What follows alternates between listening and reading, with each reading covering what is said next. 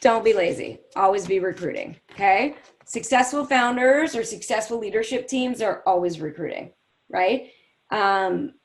It's part of the job, and this is going to blow some people away, but you do a lot of reading, listen to a lot of VCs and a lot of entrepreneurs.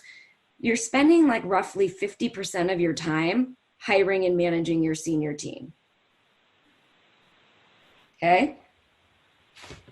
Another one of these is there's an idea out there that the moment you hire a mediocre person, your startup is in danger of mediocrity, right? I can argue with that one a little because you need to hire who you need when you don't have a lot of money. But the second that you get money and can afford to start moving towards B and A players, you need to very quickly lose C and below. And I see a lot of people hang on to folks.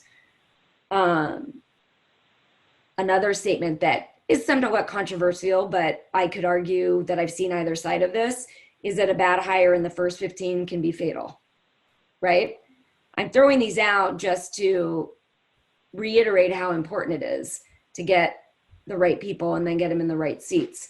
Somebody like Steve Jobs, people are like, oh, he was such a genius product mind. If you ask Steve Jobs, he actually said the secret to his success is that he's gone to exceptional lengths to hire the best people in the world.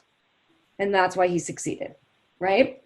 So each of you should make it a goal. And I've also had some founders be like, well, I'm just not good at hiring.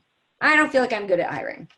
Okay, well then guess what a new developmental goal might be, right? You don't build a successful company without people. That might be your why. And then you might develop a bunch of these toolkits that we're going to go through this time and next that are your action items.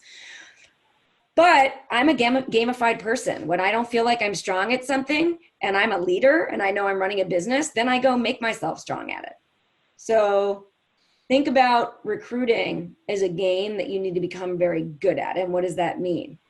Every person you meet might be your next hire or the next person that's speaking to either a venture capitalist to get money from your company and or has a contact that's the next person you want to hire. So you need to know exactly who the next person you're hiring is in case you meet somebody out there and they know that person or they are that person, right? So it's like play the game, think about the game. Another thing is hiring requires planning. And I see too many people sort of do it off the cuff and just go, okay, this is the next person we need. So, I'm not going to go through all of this because we won't get through it all. And this deck is in the channel, but you need to have a strategy. You have goals and an operating plan, right? Maybe not at the early stages, but at the stages you all are at, okay? That requires an org chart.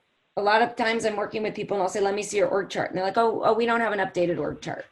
How the hell don't you have an updated org chart? Everybody in your company needs to know everybody that's working there and what their titles are and what their responsibilities are. If you don't have an updated org chart, homework number one, okay?